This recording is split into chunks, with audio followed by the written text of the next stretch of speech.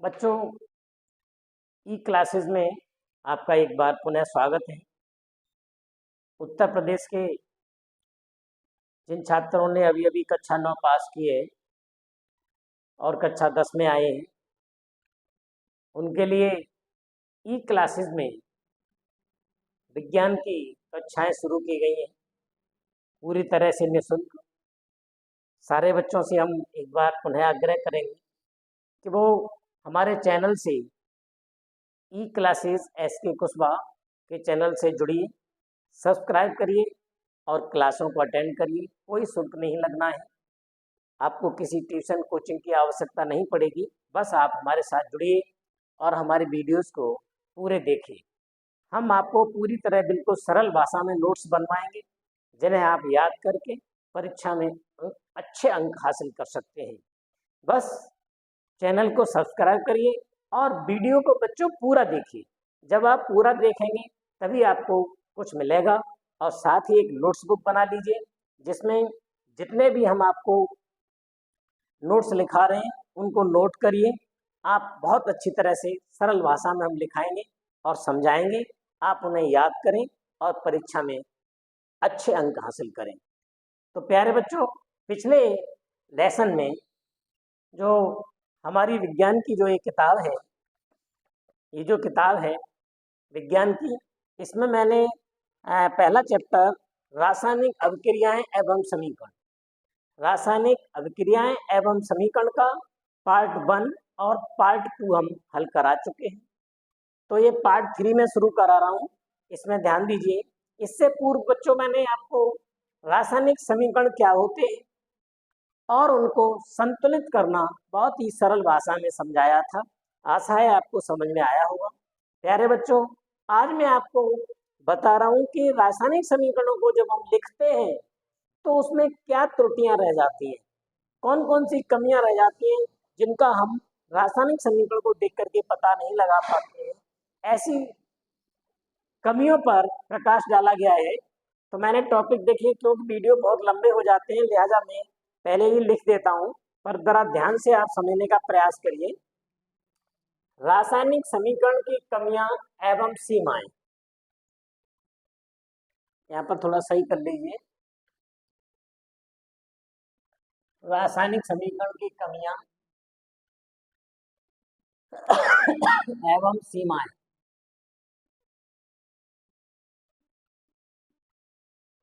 या इनको यूं कह सकते हैं, रासायनिक समीकरण की कमियां अथवा सीमाएं।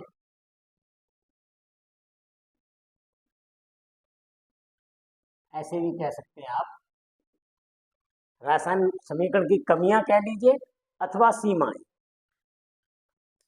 तो देखिए, रासायनिक समीकरण की निम्नलिखित कमियां हैं, यानी रासायनिक समीकरण को जब हम व्यक्त कर देते हैं उसके प्रतीक और सूत्रों की सहायता से, तो उसमें क्या कमियां रह जाती हैं।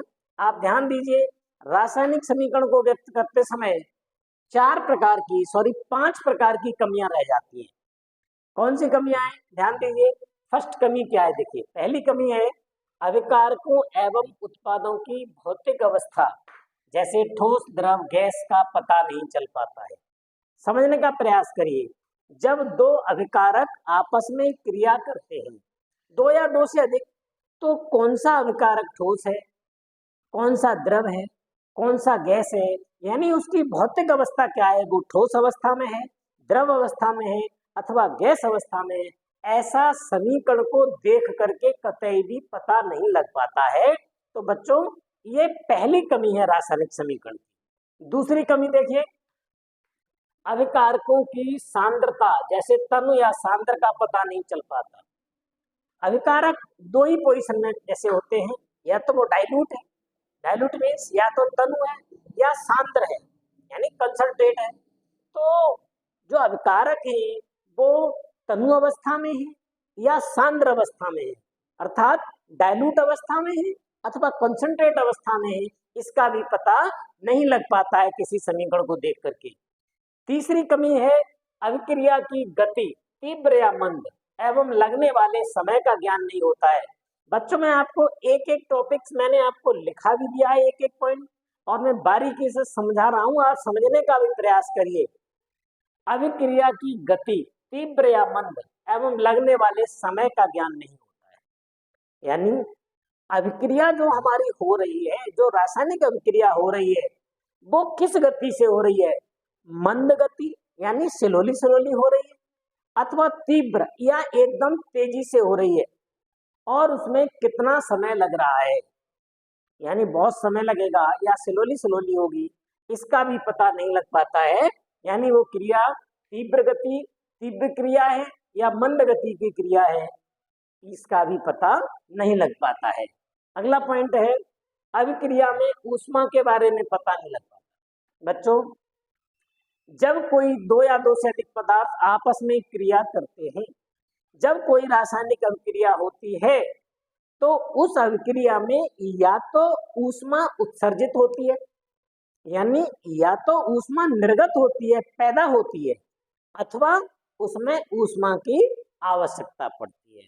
तो बच्चों, अभिक्रिया देख करके, अभिक्रिया की समीकरण को देख करके हमें पता नहीं लगा पाते हैं कि उस अभिक्रिया में ऊष्मा की जरूरत पड़ रही है, यानी ऊष्मा अवशोषित हो रही है, अथवा अभिक्रिया के बाद ऊष्मा निर्गत हो रही है, अर्थात उत्पाद का टेम्परेचर बढ़ रहा है, इसका भी पता नहीं लग पाता है। ऊष्मा उत्सर्जित हो रही है या अवशोषित हो रही है, इसका भी पता नहीं चल पाता है।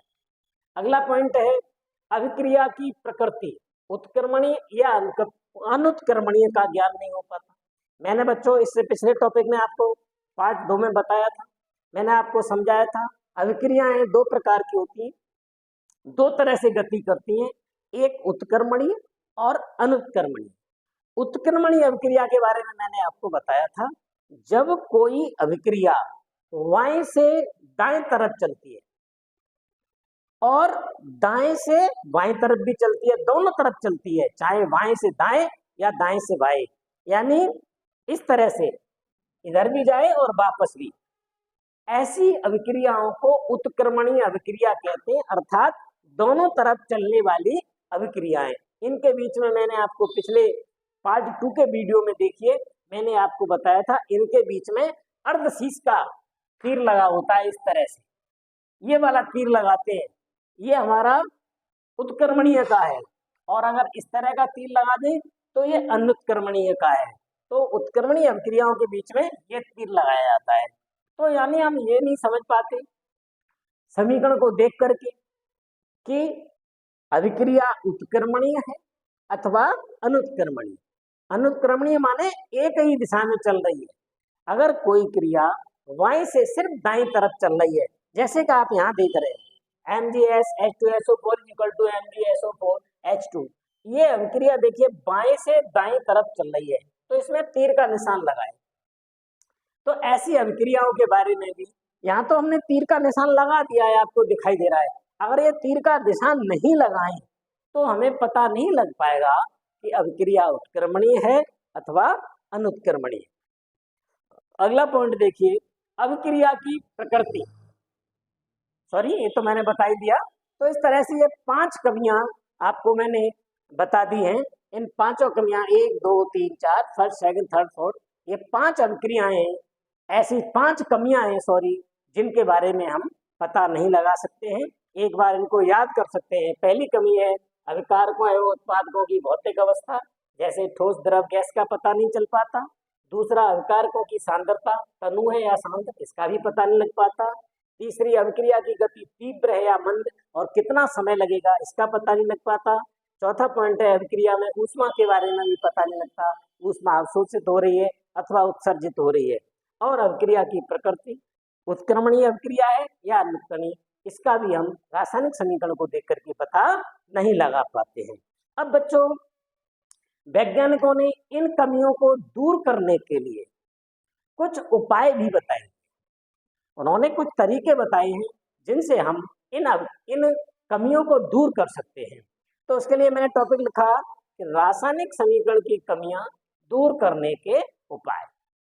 रासायनिक समीकरण की कमियां दूर करने के उपाय। तो देखिए, रासायनिक समीकरण की कमियों को निम्न प्रकार दूर किया जा सकता है। अब देखिए इसमें कुछ तरीके हैं, जिसमें यहाँ पहला तरीका लिखा हुआ है, अभिकारकों एवं उत्पादों की भौतिक अवस्था को प्रकट करने के लिए उनके प्रतीकों या सूत्र के आगे कोष्ठक में ठोस अवस्था के लिए S, द्रव अवस्था के लिए L, गैस अवस्था के लिए G तथा जलीय विलयन के लिए AQ लिख दिया जाता है। समझने का प्रयास करिए।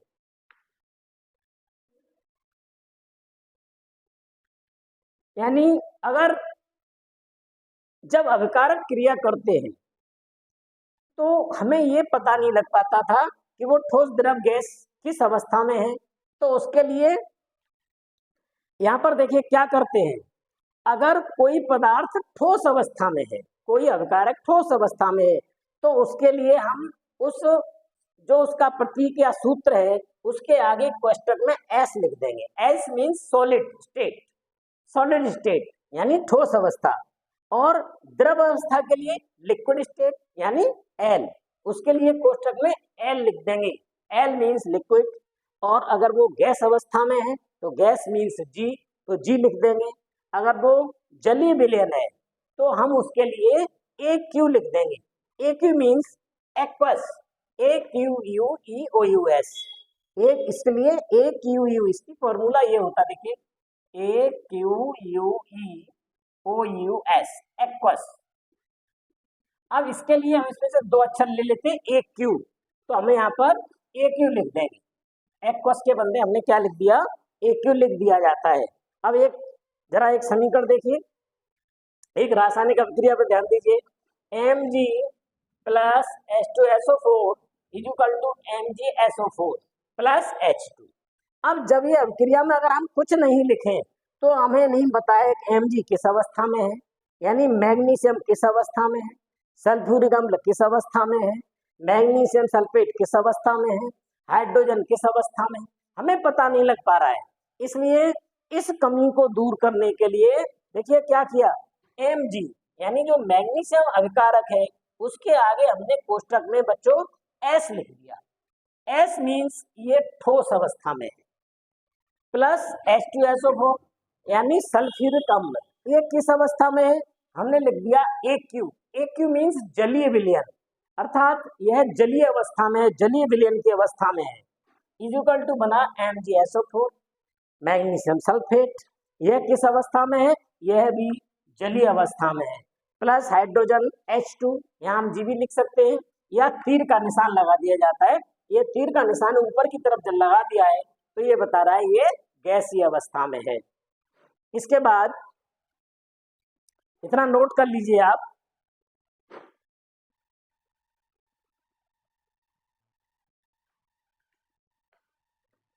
नंबर सेकंड, अवक्षेप को उल्टे चिन्ह द्वारा, तीर का उल्टा चिन्ह लगा दीजिए, नीचे को डाउनवर्ड, नीचे की दिशा में चिन्ह द्वारा, तथा गैसीय पदार्थ को तीर का चिन्ह ऊपर की तरफ इस चिन्ह द्वारा व्यक्त करते हैं।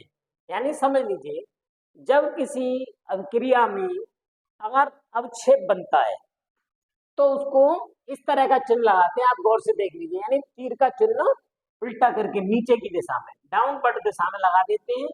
और अगर कोई अब गैसीय पदार्थ है तो इस चिन्ह को ऊपर की तरफ नॉक करते हैं, उसकी जो हेड है अवक्षेप के लिए हेड को नीचे करते हैं, और गैसीय पदार्थ के लिए हेड को ऊपर कर दिया जाता है। बच्चों अभिक्रिया देखिए, BaCO3 यानी बेरियम कार्बोनेट जब सल्फ्यूरिक अम्ल से क्रिया करता है तो बेरियम सल्फेट बनता है, पानी बनता है, और कार्बन डाइऑक्साइड गैस बनती है।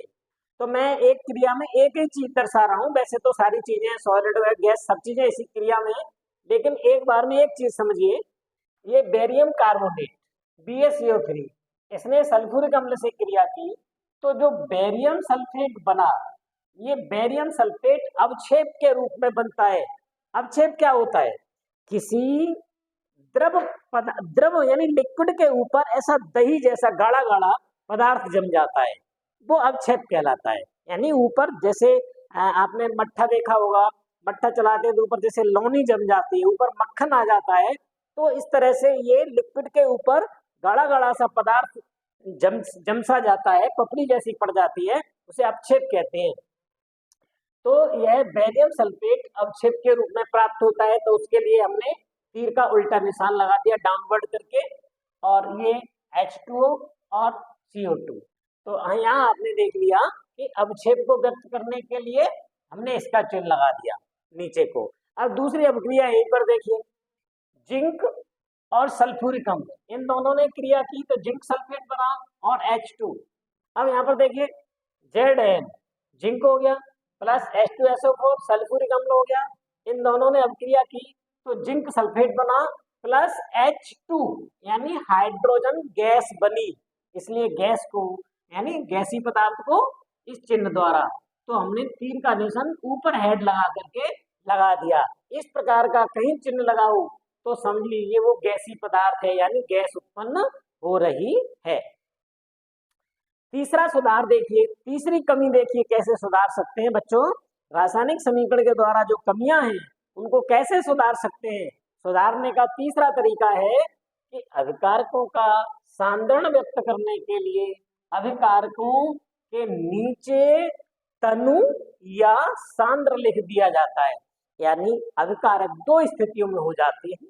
अभिकारकों में से या तो वो डाइल्यूट होगा या कंसंट्रेट, यानी या तो तनु है या सांद्र। तो अभिक्रिया में देखने से पता नहीं लगेगा, वैसे पता नहीं कर सकते हैं, इसलिए उनके नीचे उस अभिकारक के नीचे लिख दिया जाता है। अगर तनु है तो तन लिख दीजिए, सांद्र है तो सांद्र। अभिक्रिया देखिए समीकरण CaCO3 plus 2HCl CaCl2 plus H2O plus CO2, यानी कैल्शियम कार्बोनेट ने कैल्शियम कार्बोनेट HCl के साथ क्रिया करके कैल्शियम क्लोराइड और आपका जल और कार्बन डाइऑक्साइड बनाता है। तो यहाँ पर ये HCl है, ये डाइल्यूट अवस्था में है, यानी तनु अवस्था में है, इसलिए हमने इसके नीचे क्या लिख दिया, तनु। ये तनु अवस्था में तो तन लिख दिया, अगर ये सांद्र होता तो सांद्र लिख देते। इसके बाद अगला सुधार क्या है, अभिक्रिया की परिस्थितियों जैसे ताप, दाब तथा उत्प्रेरक की उपस्थिति को इन्हें तीर के चिन्ह, ये तीर का चिन्ह लगा होता है इक्वल टू वाला, ये वाला, इस तीर के चिन्ह के ऊपर या नीचे लिख दिया जाता है। जैसे आपने हैबर विधि के द्वारा अमोनिया का निर्माण सुना होगा, तो मैंने लिखा है हैबर विधि से अमोनिया के निर्माण का रासायनिक समीकरण। हैबर विधि में अमोनिया कैसे बनाई जाती है, उसका रासायनिक समीकरण क्या है। हैबर विधि के अंदर नाइट्रोजन और हाइड्रोजन दोनों गैसों की आपस में क्रिया कराई जाती है।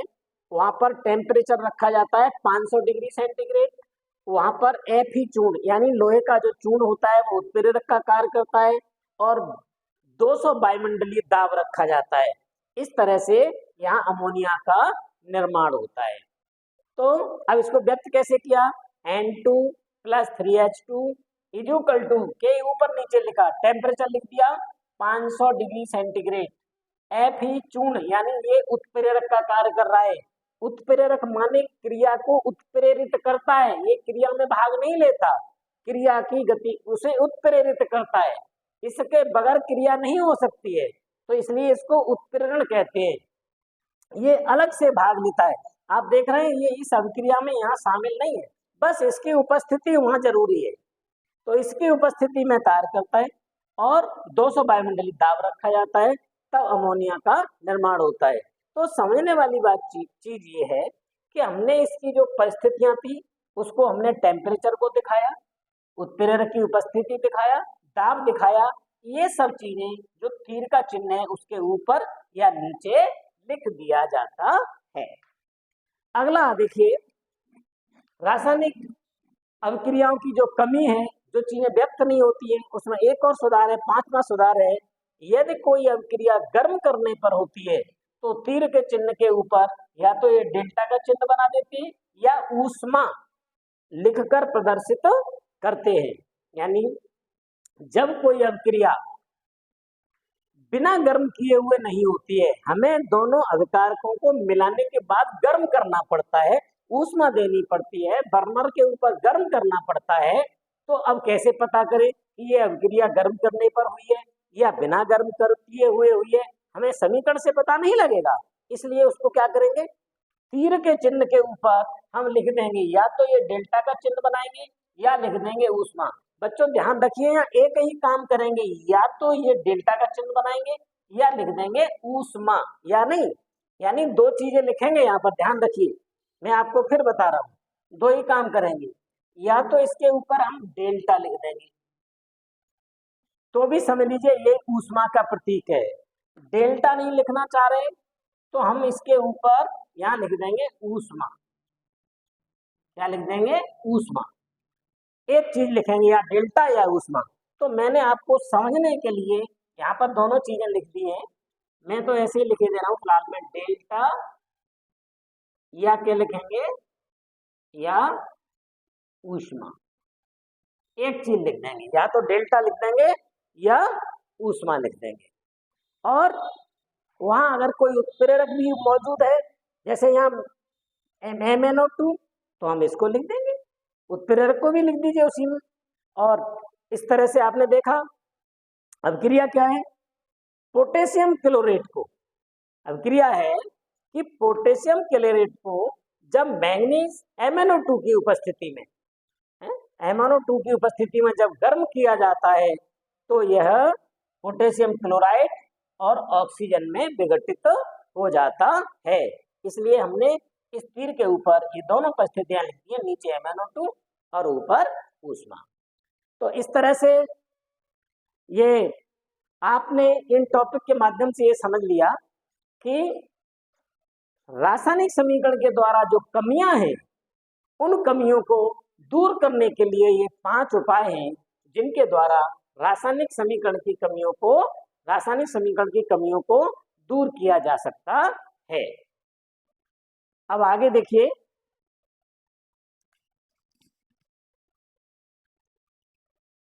बच्चों, अब मैं आपको बता रहा हूं रासायनिक अभिक्रियाओं के बारे में। अभी आपने पढ़ा था, अभी पिछले टॉपिक में मैंने अभी बताया कि रासायनिक अभिक्रियाओं में क्या चीजें हम बता सकते हैं, कौन सी कमियां हैं जिन्हें कैसे सुधार सकते हैं।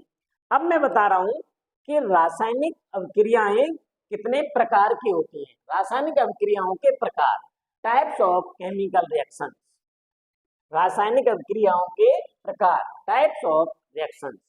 बच्चों, रासायनिक अभिक्रियाएं वैसे तो अलग अलग होती है, सभी क्रियाएं अलग अलग हैं, भिन्न प्रकार की होती है सब, लेकिन विभिन्न रासायनिक अभिक्रियाएं किसी एक विशेष गुण के कारण, कोई एक विशेष गुण दर्शाती है, जिसके कारण हम किसी रासायनिक अभिक्रिया को दूसरी रासायनिक अभिक्रिया के साथ रख सकते हैं। अर्थात किसी विशेष गुण के कारण दो रासायनिक अभिक्रियाएं समानता दर्शा सकती हैं। इसी विशेष गुण के कारण इन समानता दर्शाने वाली अभिक्रियाओं को हम एक वर्ग विशेष में रख सकते हैं, उसका एक विशेष नाम दे सकते हैं। तो इन्हीं विशेष गुणों के कारण, वो कोई भी गुण हो सकता है, वो विशेष गुण अलग अलग हो सकते हैं, तो किसी विशेष गुण के कारण अभिक्रियाओं को हम विभिन्न वर्गों में विभाजित कर सकते हैं, विभिन्न रूपों, विभिन्न अलग अलग टाइप्स में उनको रख सकते हैं। तो इसलिए यहाँ पर देखिए, ये लिखा गया है कि रासायनिक अभिक्रियाओं को उनके किसी विशेष गुण के आधार पर निम्न प्रकार वर्गीकृत किया जा सकता है। उन विशेष वर्गों के अलग अलग नाम हो सकते हैं, अर्थात वो विभिन्न रासायनिक अभिक्रियाएं विभिन्न प्रकार की हो सकती हैं। तो इसी के आधार पर आप शॉर्ट में समझ लीजिए, बस आप इतना समझ लीजिए, ज्यादा लंबी बातें मैं आपको समझा रहा हूँ, लेकिन याद करने के लिए मैंने आपको नोट्स बिल्कुल सिंपल बनाए हैं। मैं आपको डिटेल में समझा रहा हूँ, लेकिन याद करने के लिए नोट्स जो मैंने आपको बनाए हैं बिल्कुल सिंपल बताए। बस इतना ही याद कर लें, आप इतना ही याद कर पाएंगे। समझ ज्यादा लीजिए, लेकिन याद इतना करना है कि रासायनिक अभिक्रियाओं को उनके किसी विशेष गुण के आधार पर निम्न प्रकार वर्गीकृत किया जा सकता है, जिसमें से पहली रासायनिक अभिक्रिया है संयोजन अभिक्रियाएं, हैं कॉम्बिनेशन रिएक्शंस। अब कॉम्बिनेशन रिएक्शंस क्या है, पहले इसको पढ़ लेते हैं। वह रासायनिक अभिक्रिया जिसमें दो या दो से अधिक पदार्थ, तत्व अथवा यौगिक संयोग करके एकल उत्पाद का निर्माण करते हैं, संयोजन अभिक्रिया कहलाती है। इन अभिक्रियाओं में कोई भी सह उत्पाद नहीं बनता है। अब समझिए, यानी ऐसी रासायनिक अभिक्रियाएं जिनमें दो या दो से अधिक पदार्थ, दो या दो से अधिक पदार्थ आपस में संयोग करने के बाद, अब वो पदार्थ कौन हो सकते हैं? तत्व भी हो सकते हैं, यौगिक भी हो सकते हैं, तत्व और यौगिक हो सकते हैं। अर्थात दो या दो से अधिक पदार्थ आपस में संयोग करके, आपस में अभिक्रिया करके कोई एकल उत्पाद बनाते हैं, अर्थात प्रोडक्ट के रूप में केवल एक ही पदार्थ बनता है। ऐसी अभिक्रिया को हम संयोजन अभिक्रिया कहते हैं, कॉम्बिनेशन रिएक्शन कहते हैं।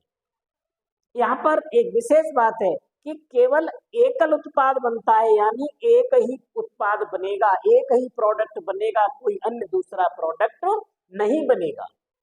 यहाँ पर देखिए उदाहरण के माध्यम से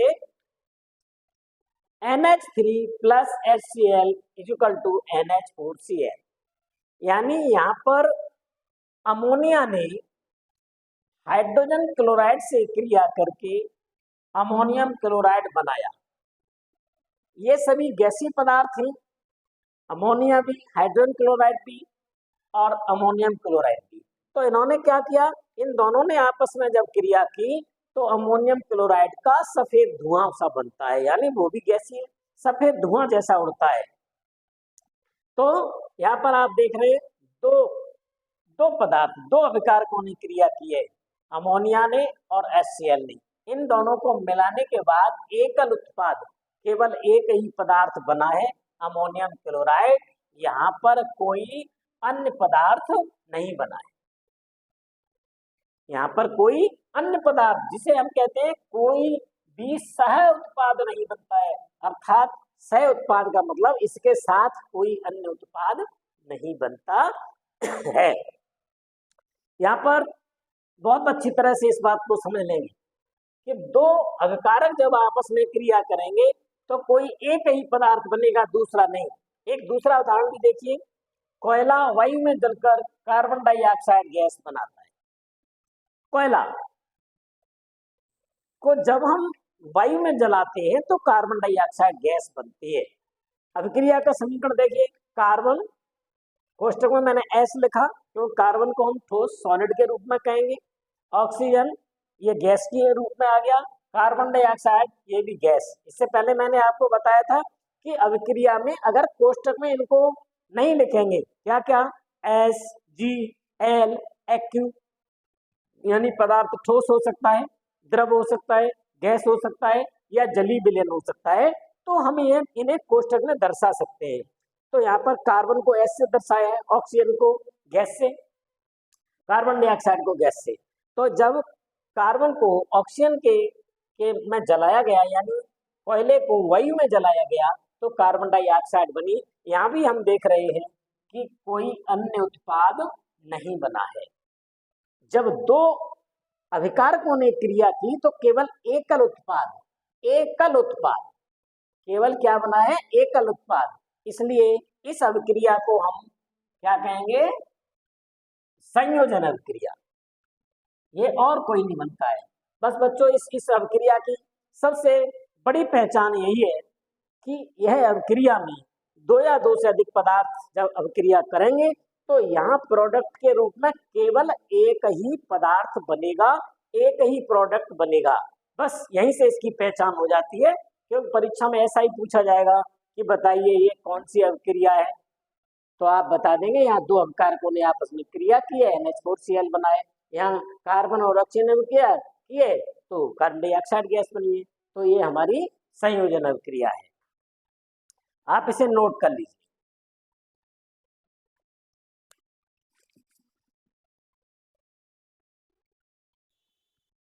नंबर 2 है वियोजन अभिक्रिया या अपघटन अभिक्रियाएं, जिन्हें कहते हैं डिकम्पोजिशन रिएक्शन। पहली थी हमारी संयोजन अभिक्रिया और दूसरी है वियोजन अभिक्रियाएं या अपघटन अभिक्रियाएं, डिकम्पोजिशन रिएक्शंस। अब ये कौन सी अभिक्रियाएं, जरा देखिए, वह रासायनिक अभिक्रिया जिसमें कोई यौगिक बाह्य कारकों के प्रभाव द्वारा अपने अवयवी तत्वों अथवा लघु यौगिकों में अपघटित हो जाता है, वियोजन अभिक्रियाएं कहलाती है। ये अभिक्रियाएं ऊष्मा, प्रकाश या विद्युत द्वारा संपन्न होती है।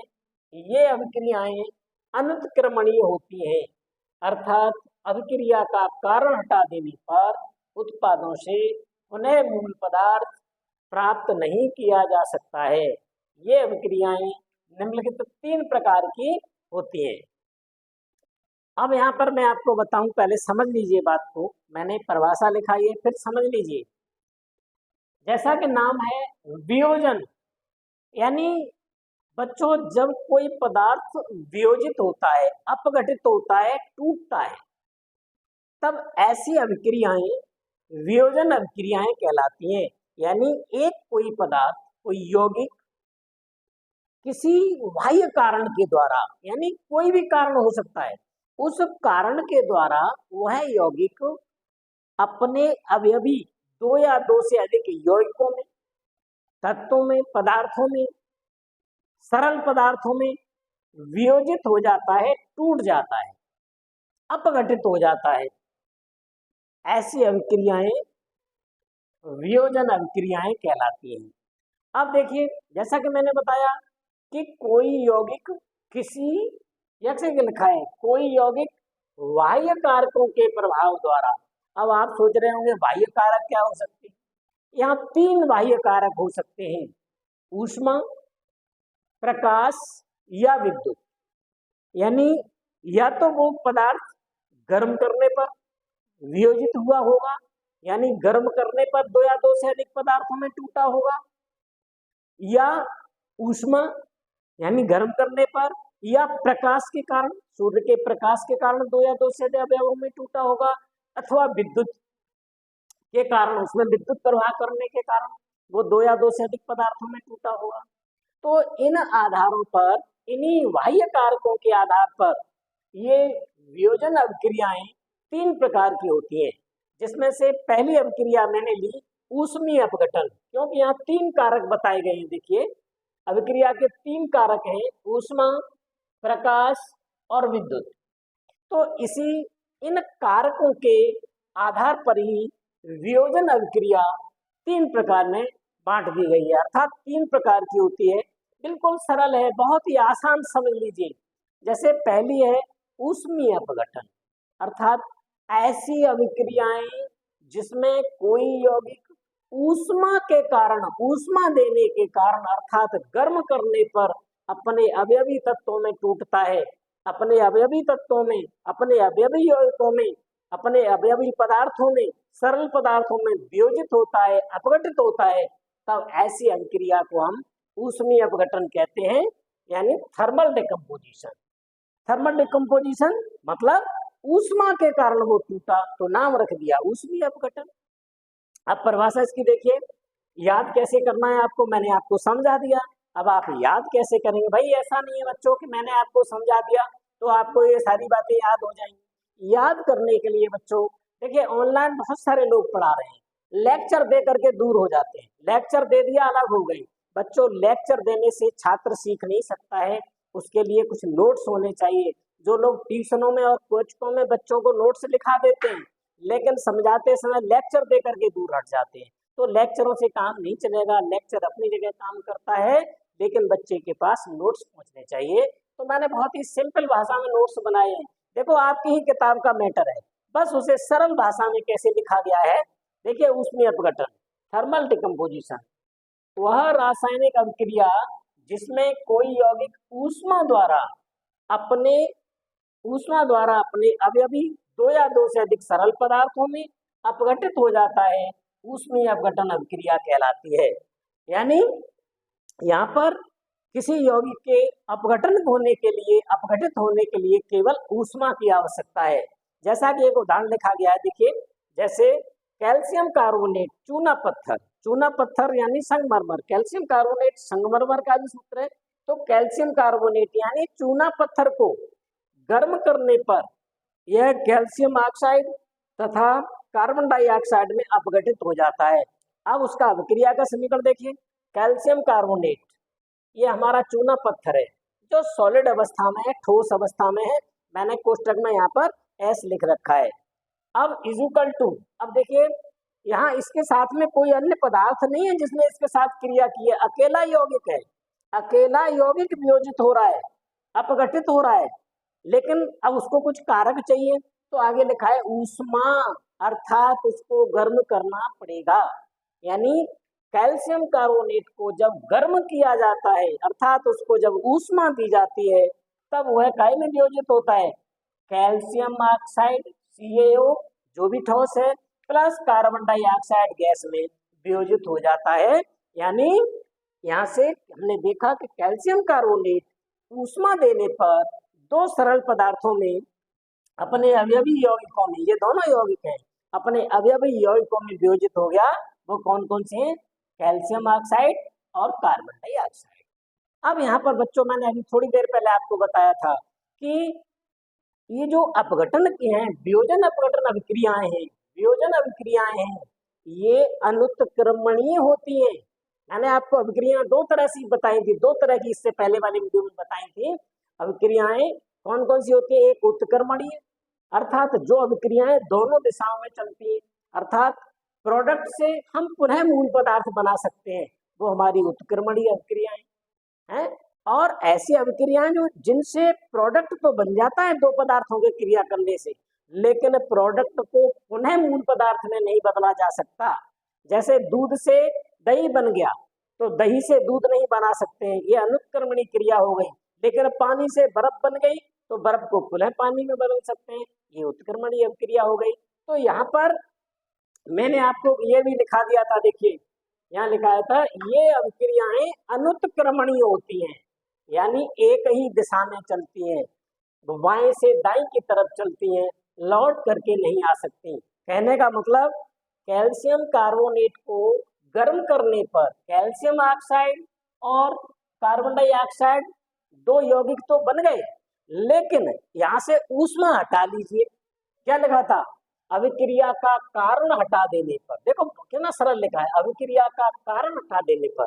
यहाँ पर बच्चों इस अभिक्रिया का कारण क्या था, ऊष्मा थी, क्योंकि हमने इसको गर्म किया, गर्म नहीं करते तो हमारा कैल्शियम ऑक्साइड और कार्बन डाइऑक्साइड नहीं बनता, लेकिन गर्म किया तो इसका कारण था ऊष्मा। अब हमने ऊष्मा को हटा लिया, अर्थात पदार्थ को ठंडा होने दिया। तो आप ये सोच रहे हो कि कैल्शियम ऑक्साइड से कार्बन डाइऑक्साइड से पुनः ये बन जाएगा, संभव नहीं है।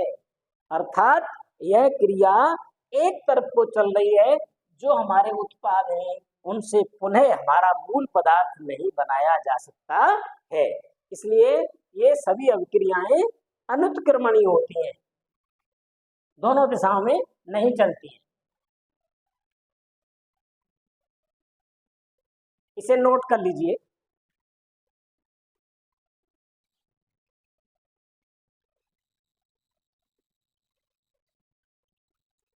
सेकंड नंबर है प्रकाश अपघटन, यानी कि फोटोलाइसिस। वियोजन अभिक्रिया का सेकंड नंबर प्रकाश अपघटन, फोटोलाइसिस। देखिए बच्चों, जब वियोजन अभिक्रिया सूर्य के प्रकाश द्वारा संपन्न होती है, तब वह प्रकाश अपघटन कहलाती है। यानी जो वियोजन कराने के लिए जो कारक थे, वहां मैंने आपको बताया था, या तो ऊष्मा हो सकती है, या प्रकाश हो सकता है, या विद्युत। तो सेकंड नंबर पर पहले नंबर पर देखी थी ऊष्मा, दूसरे नंबर पर प्रकाश। जब वियोजन अभिक्रिया प्रकाश के द्वारा संपन्न होती है, तब हम उसे प्रकाश अपघटन कहते हैं।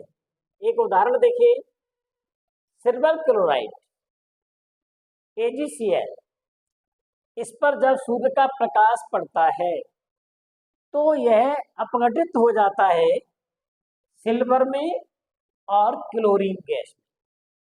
इसका अपघटन हो जाता है।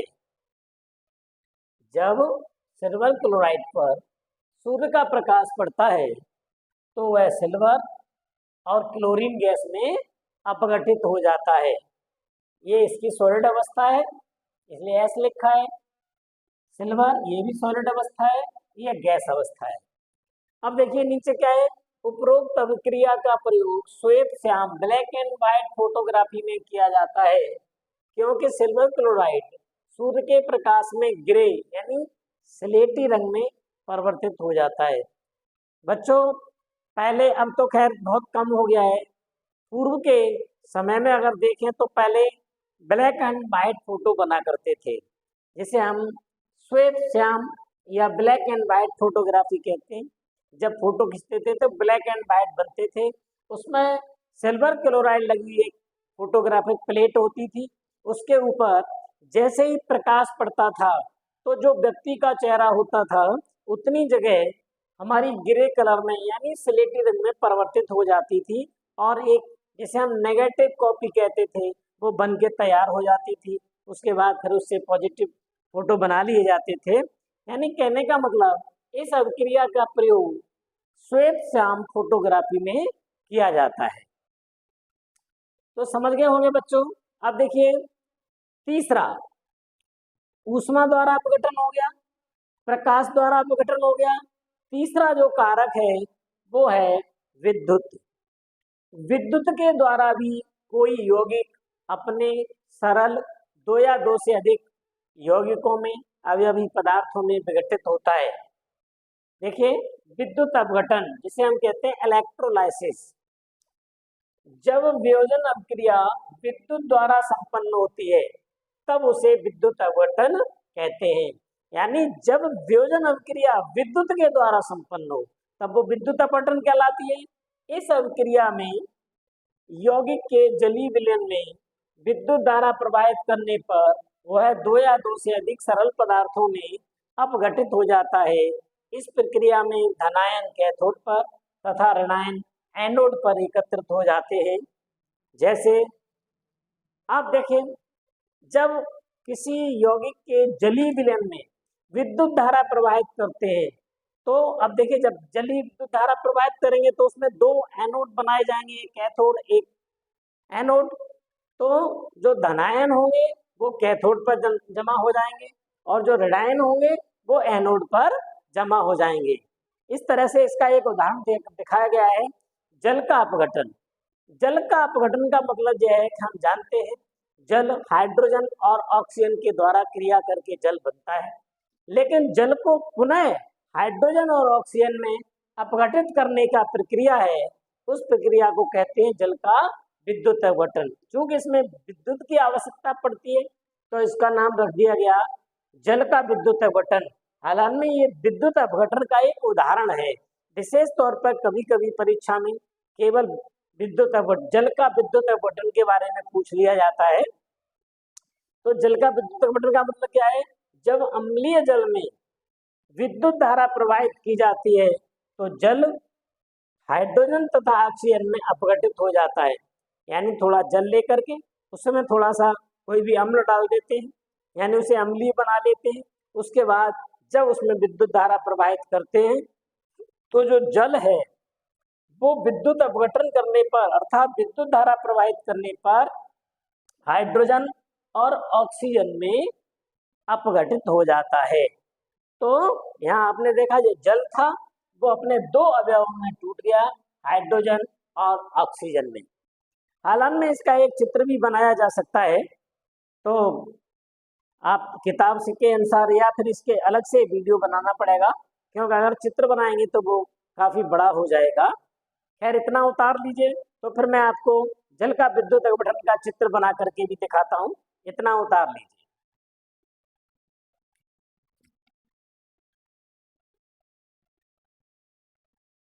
देखिए बच्चों, अब मैं आपको जल का विद्युत अपघटन भी बताए दे रहा हूँ, समझाए दे रहा हूँ चित्र के माध्यम से। आप थोड़ा समझ लीजिए, क्योंकि यह भी वियोजन की अभिक्रिया है जो विद्युत के द्वारा संपन्न होती है। इसमें क्या करते हैं, एक प्लास्टिक का कोई मग लेकर के इसमें नीचे 2 छिद्र करके यहाँ पर 2 इलेक्ट्रोड फंसा देते हैं।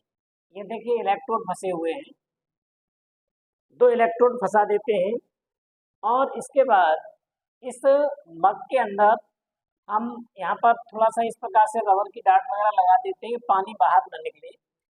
सल्फ्यूरिक अम्ल की कुछ बूंदें मिला करके, यानी जल को थोड़ा अम्लीय बना करके इसमें इतना भर देते हैं कि ये जो दोनों इलेक्ट्रोड हैं, ये जो देख रहे हैं काले काले, ये इलेक्ट्रोड पूरे डूब जाए। इसके बाद हम क्या करते हैं, 2 टेस्ट ट्यूब लेते हैं। टेस्ट ट्यूब माने 2 परख नली लेते हैं।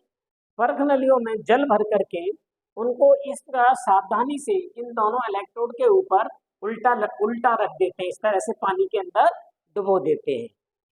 अब इसके बाद यहाँ आप चित्र को देख रहे हैं। अब हम क्या करेंगे, इन दोनों इलेक्ट्रोड को किसी 6 वोल्ट की बैटरी या 9 वोल्ट की बैटरी के साथ जोड़ दीजिए। करंट डीसी होना चाहिए, एसी करंट नहीं लगाना है, डीसी करंट लगाएंगे।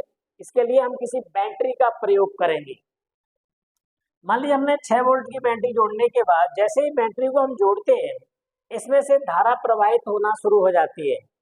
जैसे ही धारा प्रवाहित होती है, जल का अपघटन होना शुरू हो जाता है, यानी जल अपने अवयवों में, जल किस किस से बना है, हाइड्रोजन और ऑक्सीजन से, तो जल अपने अवयवों में विघटित होना शुरू हो जाता है, इसलिए इसे जल अपघटन कहते हैं। यानी जल अपने अवयव हाइड्रोजन और ऑक्सीजन में अपघटित होना शुरू हो जाता है। और धीरे धीरे हम देखते हैं कुछ समय के बाद यहाँ पर बुलबुले निकलना शुरू हो जाते हैं पानी के।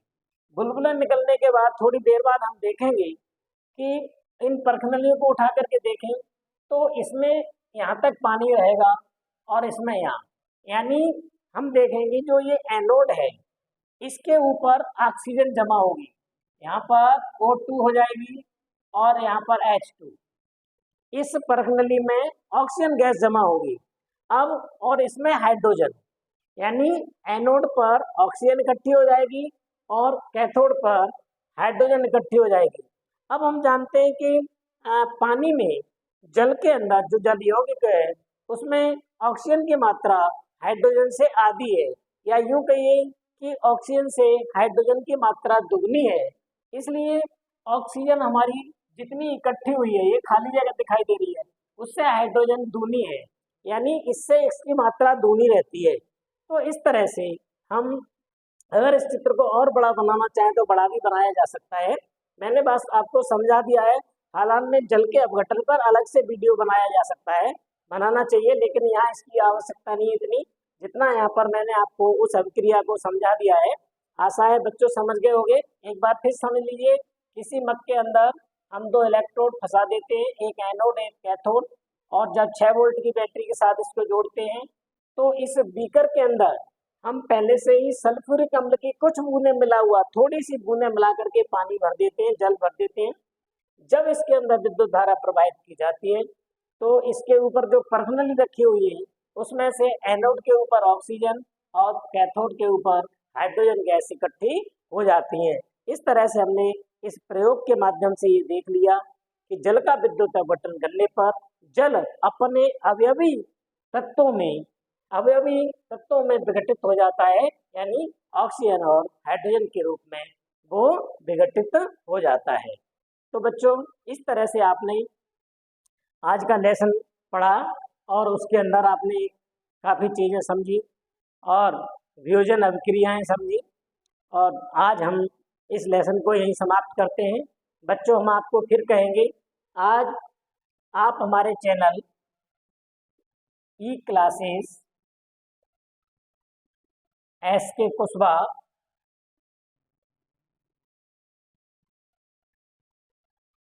इस चैनल को सब्सक्राइब कर लीजिए और अपने सभी मित्रों को बताइए कि वो भी इसे सब्सक्राइब करें। और यदि आपको वीडियो पसंद आया हो आप इसे लाइक भी करिए। ई क्लासेस SK कुशवाहा इस चैनल को अपने YouTube पर सर्च करिए, आपको हमारे सारे वीडियोज मिल जाएंगे। यदि आप हमारे चैनल को सब्सक्राइब करते हैं तो हम रोजाना आपको विज्ञान पढ़ाएंगे, आपको हमारे लेसन्स निश्चित ही समय से मिल जाया करेंगे और आप नोट्स बना सकते हैं, अपनी नोटबुक बना सकते हैं और परीक्षा में अच्छे से अच्छे अंकों को हासिल कर सकते हैं। इसलिए बिना शुल्क के आप हमारे साथ हमारे वीडियोस को देखिए।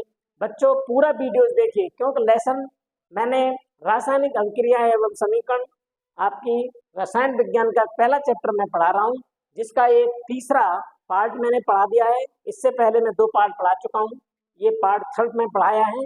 इसके बाद और भी पार्ट पढ़ाएंगे। इस तरह से आपका ये लेसन पूरा होगा, पूरा अध्याय मैं पढ़ाऊंगा। इस तरह पूरी विज्ञान आप पढ़ सकते हैं यदि आप हमारे साथ जुड़ते हैं और इन लेसन्स को सीखने का प्रयास करते हैं। तो बच्चों एक बार फिर कहेंगे कि आप अपने मित्रों को, अपनी कक्षा के छात्रों को जिन्होंने अभी अभी कक्षा 9 पास किए, जो कक्षा 10 में आए हैं, सबको बताइए कि ई क्लासेस SK कुशवाहा को सर्च करें और हमारे साथ पढ़ाई शुरू करें। लेसन को पढ़ें, वीडियोज़ को देखें और अधिक से अधिक उत्तर प्रदेश के जितने भी छात्र हैं, चाहे वो किसी स्कूल में पढ़ते हों, विज्ञान की पढ़ाई को सुचारू रख सकते हैं, नोट्स बना सकते हैं और उनको याद करके परीक्षा में अच्छे से अच्छे अंक हासिल कर सकते हैं। तो बाय बच्चों, आज का लेसन यहीं समाप्त करते हैं। बाय।